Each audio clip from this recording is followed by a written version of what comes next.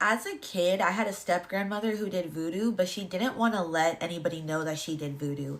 Now, one day I had caught her doing one of her rituals in the morning, and I had literally seen one of the most evil things inside of this lady's body. Let me tell you about it. Now, this lady hated my mom, but then that means she hated me. Like, this lady hated me, specifically me. But I was her husband's, my real grandfather. I was his favorite grandkid. I was his favorite grandkid. Now, this woman hated me because, well, I don't know why. It was probably because I looked like my mom and everybody disliked my mom. That's besides the point. I am the grandchild of my great-grandfather's first wife. So we are the first to be conjoined, right? This step-grandmother is the affair partner. That's all I'm going to say, okay? She is the one who ruined the family and tainted the bloodline.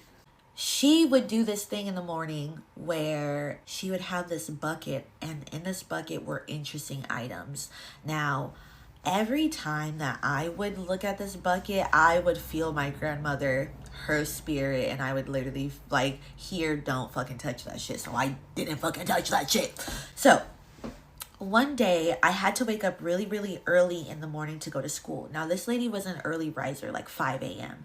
Because I went to school 2 towns over, I literally had to wake up and catch the bus at 5 a.m., meaning I had to be up way earlier.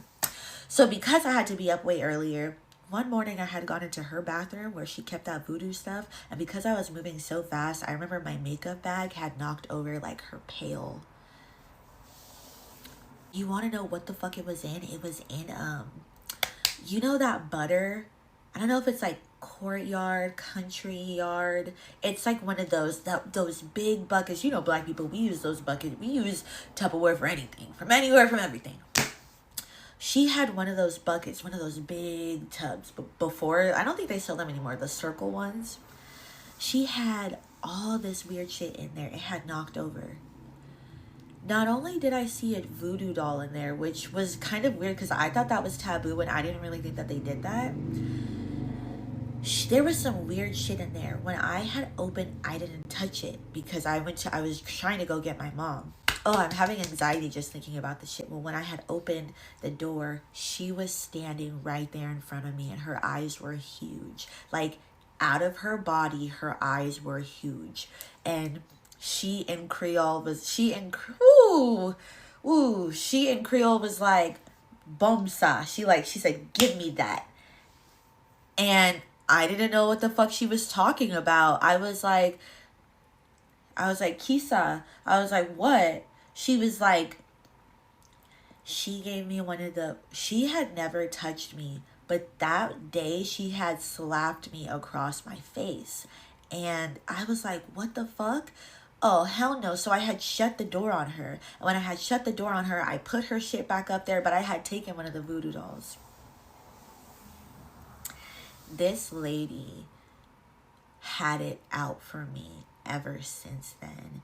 And that's a whole other story.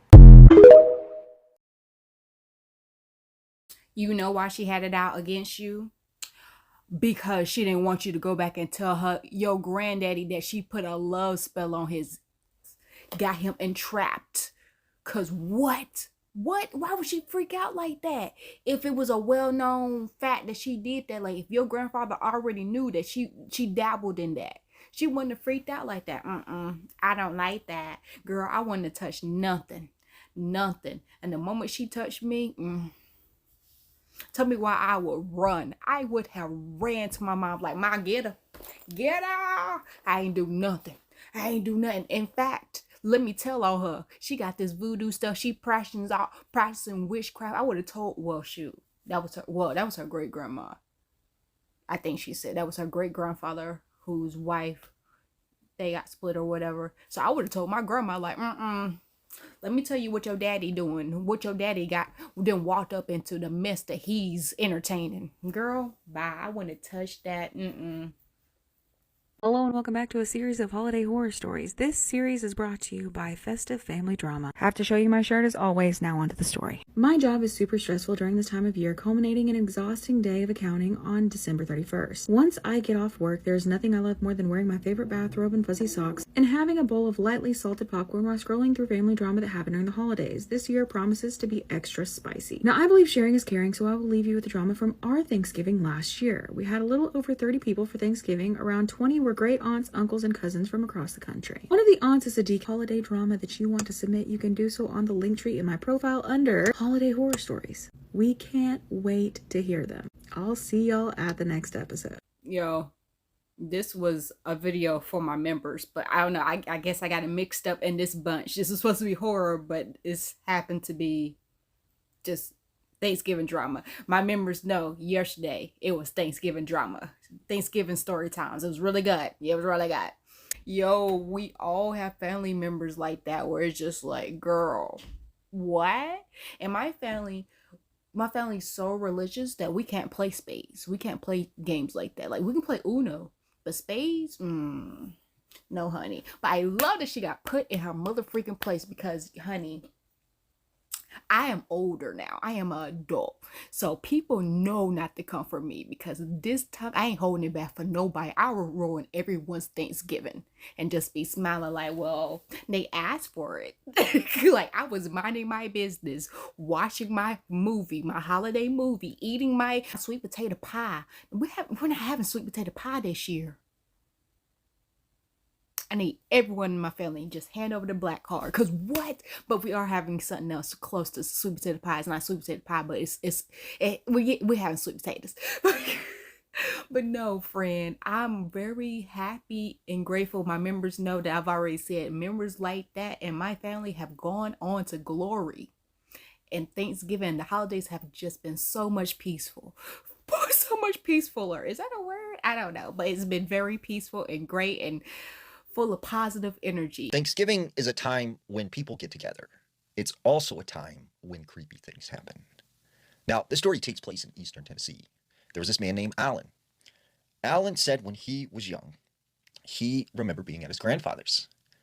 And he said one day this man came over to his grandfather's house. He was dressed in all black with these snake cowboy boots and this jewelry and this huge necklace that had an amulet on it.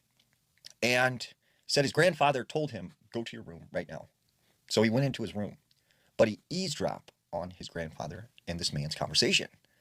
And this man began saying to his grandfather, if you ever cross me, if you ever do anything wrong, I have the ability to turn into something else. I can become an animal and I will come after you. Now, he thought this conversation was very strange, but after many years, he forgot about it. Fast forward several years down the road, he goes back to his grandfather's house for Thanksgiving.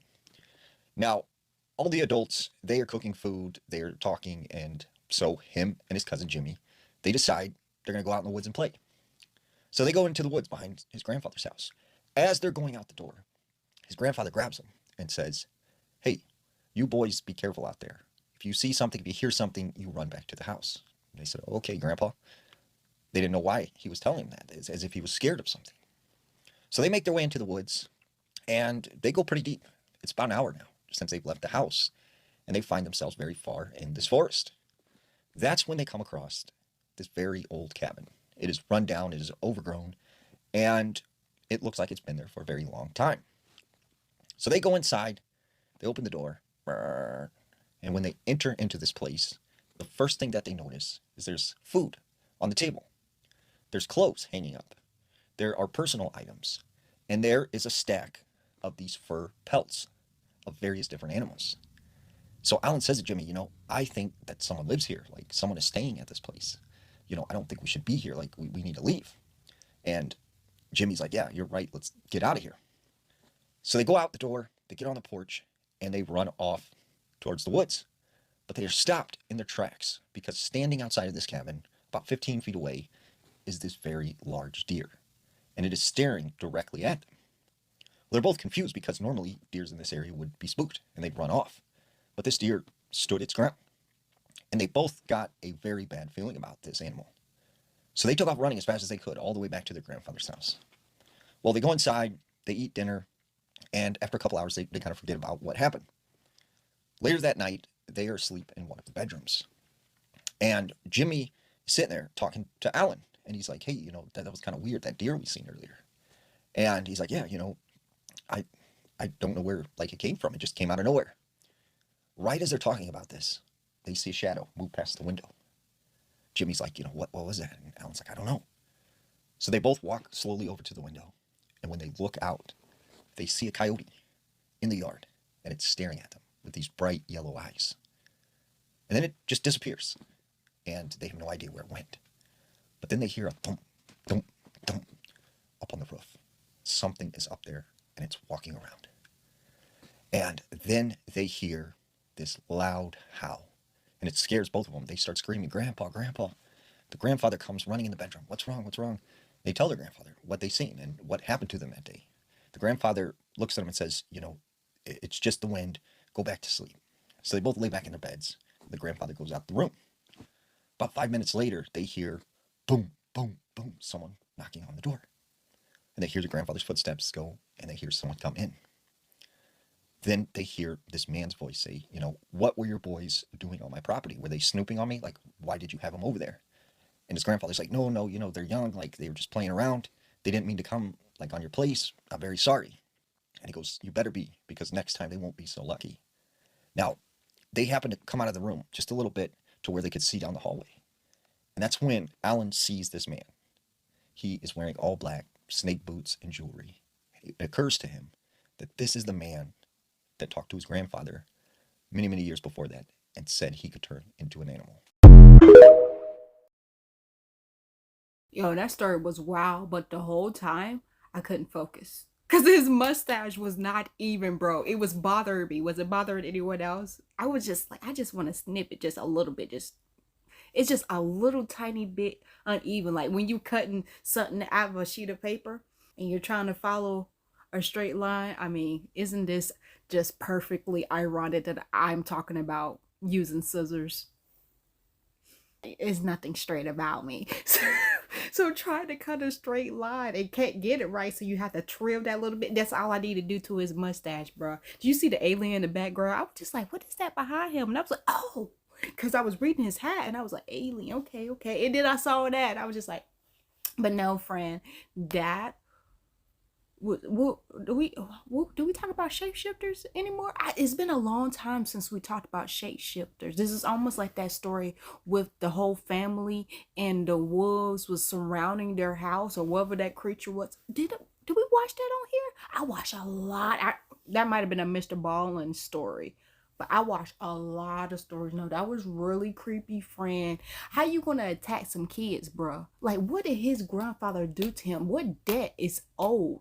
What deal they made? What is going on? I want to know what him and his grandfather got going on. What happened? Because he literally almost hunted them down. Was like, oh, they're here as a deer, then came as a coyote and jumped on the roof of the house. Sir, what are you doing? The most. That's what. So I heard y'all telling ghost stories in the hood. Let's get to it. So I'm Janice Brian, and today is Paranormal Fridays. Typically, I'm your plus size gym besties, but today, on my Fridays, I'm going to give you guys a spooky story. I don't really tell the story, but this is going to be a story about how I knew my friend's boyfriend was going to pass away, and I also knew that his friends were going to be the reason for his death. So this is 2018. I had a homegirl, and she stayed in La Brea. So we're from California, so if you guys know, you know exactly where that's at. So she stayed over there, and at this point in time, she's not telling me who her man is. I just know that, they kind of, he used to do, to me, it was creepy. How her apartment was set up, it was, had a back door at the bottom, and it led up from, the parking garage. It took her through the back of her house to where her bedroom is. And then she had another door that looked like it was her closet door, and it was, the closet was on the side, but that door is where he would, come in, and kind of, if he seen her come home from work, he would just sneak upstairs and, go lay in her bed or something. Now, pay attention to that because that's very important to the story. So she's telling me this stuff about how he's getting into it with his friends. And basically, I don't know what happened, but the energy that I got from it, it was just really strong. And it was just tell him to leave them alone. Tell him he don't need to hang out with his friends right now. He don't need to hang out with them right now. Now, this is all in a week time span. So she's he doesn't need, I told her that's dangerous. Because I think they had busted his window, like his car window or something. It was like they was doing stuff to like antagonize him, and they was like really messing with him. But I told her like a strong feeling was like, leave them alone. Like, tell him don't go near them, don't say nothing to them, just stop communicating with them. So this is my girl, and we at this point in time we work together. So she's not calling, she's not answering her phone. Like, fast forward, now it's like during this week. So she's not answering her phone, she's calling, she's not answering nothing. So then she says, like, finally, I'm like, where are you? Like, what's going on? Because you ain't been at work. And she goes, he died. I'm like, who died? She said, like, they killed him and left him for dead in the alley. So fast forward, of course, me being a friend I am, I'm going to go to you. I'm going to make sure you're okay. I'm going to spend time with you. She's breaking down. This motherfucker leave me at her house. I forgot where she even went. So she ended up leaving me at her house. So it's me and another coworker there. We was there originally to confront her. And originally, I was just going to spend the night there. So when she got back from wherever she was at, I wasn't going to like, I was just going to sleep in the bed with her. I don't know, crazy stuff. But, you know, you comforting your friend. You know how it go. My other friend is there. And he like, yo, I seen... oh boy, I'm like, you seen him. So he's telling me his scary story, like he seen him and he walked from the room. Now, at the same time, I'm sitting in her room, but I feel like, oh my God. Whew, I get scared every time I do this because I can still feel my fear of this moment. I'm sitting there, and remember I told you he used to go upstairs and he used to just surprise her and be in the room. Out of nowhere, the whole entire energy in the house changed. Like, I'm in her bedroom, but I just feel like I'm waiting for somebody to come upstairs. Like, somebody's about to come from that area. So I get scared. I call myself a Uber home. Now I'm going home. So my friend, like, he like, Janice, don't leave. I'm like, nah. Baby, I'm out of here. No questions asked. Now, I get in the Uber, and I go home. I think I didn't escape this. Now, I'm trying to call my best friend because me and her, like, we both on a spiritual tip. So I'm trying to tell her, like, no, I really felt something like that. That mess scared me that time. I'm sitting on my bed now. This time I had, like, a bunch of pillows, a bunch of covers and stuff on my bed. So I got, like, my foot, like, laying on the side of the bed. So out of nowhere, I see all the covers, like, where my covers was. I see them go down, like, shh. Like, shh. So I'm just like... now I'm spooked because I just left her house so I didn't have to deal with this. I left the house. I feel somebody gently touch my ankle. Now, I don't feel like it had any malice behind it, but baby, you're touching me. So I scream. I scream and I grab my ankle. I said, stop! I said, don't touch me. Don't touch me. That's not funny because I was so fucking scared because I was like, oh my God, something's really touching me. In my soul, it was him. Because I didn't feel like any malice, and I feel like he knew I could feel him or whatever it was, and he was trying to tell her, like, because the thing with her was she never got to tell him that she loved him before he passed away. Like, I think when she got ready to be like that, it was kind of like that situation happened, unfortunately. So I always feel bad for her. I always feel for her in that situation. But that right there, baby, don't touch me. I'm sorry. You're uninvited. Why would you follow me home? Girl, that part, follow me home and torture me. Ain't nobody invite you here. You are not welcome. I don't even know you, bro. Girl, what'd I say? Those wasn't his real friends. Cause what friends do that? Busting out your windows? I would have been like, friend, you need to tell your man that he don't need to be hanging out with these friends. These ain't his friends, honey. These are not his friends. And sneaking around in my house, like, I guess it's cute. But I don't want to be scared. I don't want to be scared. Don't do that. Don't, like, I see all the time these couples channels and they're doing pranks and stuff. And I'm just like, they be pushing the limit, like, involving fears. And I'm just like, oh, heck no, I can't do this. I cannot do this. Me and my mom thought about doing prank wars. I was like, woof. I don't think she understands my fears. The things that I'm scared of does not make sense to her. And the things that she's scared of, I can deal with. I can be like, all right. Like, as an adult, I was just thinking about going to go see Santa. But my whole life, I have not liked this man. So how I'm going to do it to go when I have kids, you know? Like, it don't make sense why I'm scared of this man. It don't make sense. But you know I couldn't do that. So he just go sneak up, like, you in her room, and he gonna come in the room and then follow you to your house. Friend talking about, don't leave me, bitch. You better come on. Get in the car. Cause I'm not staying here. I am not that black person in a horror movie that's going to stay and get got. I am leaving immediately. But sometimes those black people in those horror movies that leave immediately get unalive because they left immediately by themselves. So I think I would be like, Fred, you gotta come on. You have to come on. What? And you know, why did her friend leave them at her house? Like, no, we leave as a unit. We are a unit now. I came over to see you. So if you need to go, we're going. I hate it when I go over a friend's house and they be like, I gotta go to the store real quick. Stay here. What? This ain't my house. I'm just gonna wash your house when you go to the store. We going to the store. I need to get something anyway. But yeah, these are all the stories for today. Don't forget to like this video. Follow all the creators. Happy Thanksgiving. Go ahead, eat you something good. Eat a plate for me, girl. Eat a plate for me. Because I'm definitely gonna eat a plate for all of y'all. I'm gonna be eating all day, honey. Worked out today. Go to work out in the morning before Thanksgiving. Like, girl, I'm going in. Subscribe.